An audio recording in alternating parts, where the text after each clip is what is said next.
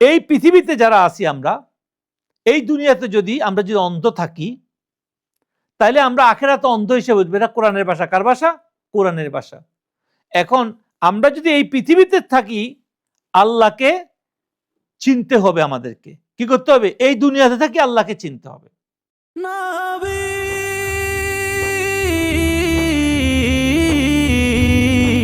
তুমি শাহি মদিনা, তুমি শাহি মদিনা।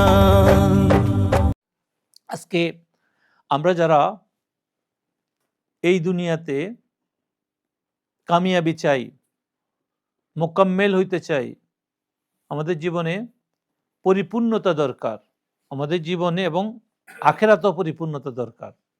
সেজন্য এই পৃথিবীতে যেভাবে আমাদের কামিয়াবি আসবে, কারণ কামিয়াবি সম্পর্কে আল্লাহ পাক কোরআনে কারীমের মধ্যে বারবার উল্লেখ করছেন। আল্লাহ পাক ওদের বিষয় বলছেন যারা কামিয়াব। কারা কামিয়াব? যারা নিজেকে পরিপূর্ণভাবে পরিষ্কার করছে, তাজকিয়া করছে। এটার অন্য অর্থ যে নিজে পরিপূর্ণ, নিজের অবস্থান সম্পর্কে আমিত্বকে জানতে পারছে। সো হাদিসের ভাষায় মান আরাফা নাফসাহু ফাকাদ আরাফা রাব্বাহু, যে তার নিজের নফস সম্পর্কে বা নিজেকে, নফস বলতে এখানে আমাদের বাংলা ভাষা যেটাকে নিজে বলে, আসলে আমি যে কথাটা সেটাই নফস। সেটার মধ্যে অনেক কিছু আছে। তো এটা বোঝার জন্য আমরা একটু পরে আসতেছি যে মান আরাফা নাফসাহু বলতে বুঝাইছে যে তাকে তার পরিচয় পাইছে, যে তার নিজের অবস্থান, তার নিজের ঠিকানা খুঁজে পাইছে। সে কে? একটা লোক, সে তার বংশ, মর্যাদা, জাত সম্পর্কে সঠিকভাবে জানে, তখন সে তার অবস্থান অনুযায়ী সব জায়গায় কি করে? পা দেয়। নাহলে সে কিন্তু পা দেয় না। আরো সহজ ভাষায় বুঝাই, একটা লোক সে ব্যবসা করতে চায়, এখন তার ক্যাপাসিটি কি, সামর্থ্য কি, তার জ্ঞান কি, এবং তার জ্ঞান থাকলে শুধু হবে না, তার মধ্যে সম্পদ আছে কিনা অতটুকু। মানে একটা ব্যবসা চালু করতে গেলে তার দরকার 1 কোটি টাকা, এখন তার কাছে 1 লক্ষ টাকা। এখন সে কখনো এতে জ্ঞান থাকলেও সেটা চিন্তা করবে না। এখন একটা লোক তার সম্পর্কে জানে, আমি সমস্ত আমার পরিবার, ভাই বোন, আমার আশেপাশে আত্মীয় স্বজন সব থেকে আমি যদি ধার লই, কর্জ লই, তাহলেও আমি কি করব?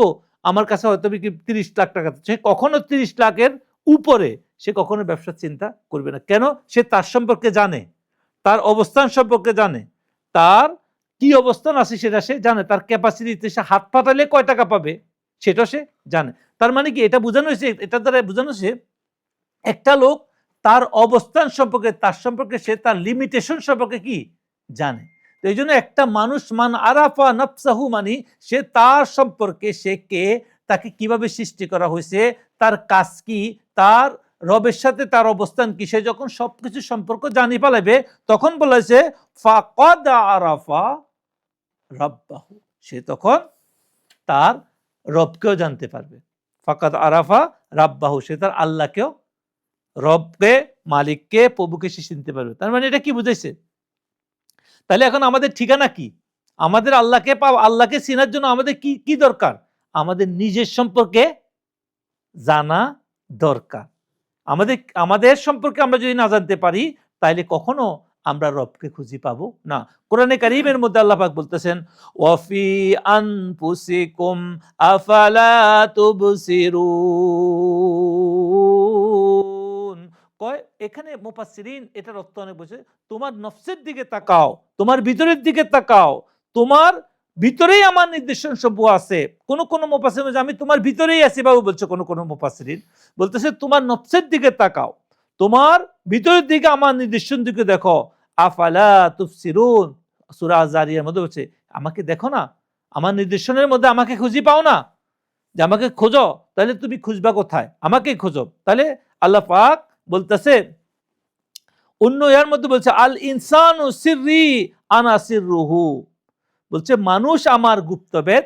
আল ইনসানু সিররি বলছে মানুষ আমার গুপ্তবেদ, এরপরে আনা আসির রুহু, আমি তাদের গুপ্ত বেদ। গুপ্তবেদ বুঝছেন তো? মানে একটা মানুষ যদি ইনসান, বলছে এখানে ইনসান হইতে পারে, ইনসানে কামেল হইতে পারে, পরিপূর্ণতা তার মধ্যে খুঁজে পায়, তখন তার সাথে খোদার গুপ্ত যে রহস্য সেটা প্রকাশ পায়। এমন একটা মানুষ যখন সে নিজেকে তার ইনসানিয়তে ইনসানে কামেল করতে পারে, তখন সে খোদার পরিচয় পায়। এখানে আসি আমরা, যা এই পৃথিবীতে যারা আছি আমরা, এই দুনিয়াতে যদি আমরা অন্ধ থাকি, তাইলে আমরা আখিরাতে অন্ধ হিসেবে বুঝবো। এটা কোরআনের ভাষা। কার ভাষা? কোরআনের ভাষা। এখন আমরা যদি এই পৃথিবীতে থাকি, আল্লাহকে চিনতে হবে। আমাদেরকে কি করতে হবে? এই দুনিয়াতে থাকি আল্লাহকে চিনতে হবে।